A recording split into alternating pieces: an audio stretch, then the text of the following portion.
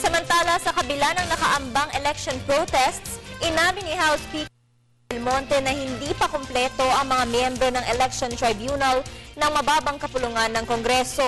Nangako naman ang naturang pinuno na mamadaliin ang pagpili ng miyembro ng tribunal upang masimulan na ang pagresolba ng mga election protests.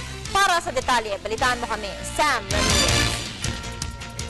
Sa nakalipas na 2013 midterm elections nitong Mayo, kapansin-pansin ang pagdami ng mga natalong kandidato na nag-concede o tinanggap ang kanilang pagkatalo.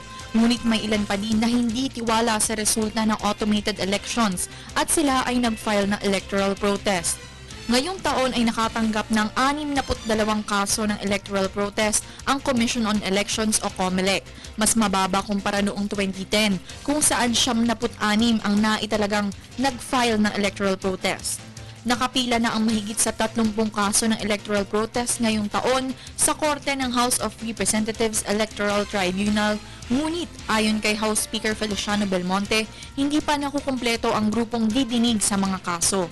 Nangako naman si Belmonte na agad nilang i-aanunsyo ang mga miyembro ng grupo kapag ito'y nabuo na. Base sa 2011 Rules of the House of Representatives Electoral Tribunal, ito ay siyam na miyembro, 3 mula sa Korte Suprema na itatalaga ng Chief Justice at 6 naman ay magmumula sa House of Representatives. Maaring mahati ang Electoral Tribunal na ito sa 3 grupo. Bawat isa ay may hukom mula sa Korte Suprema at 2 representante mula sa House of Representatives. Nag-uulat para sa Telebisyon ng Bayan, Sam Ramirez.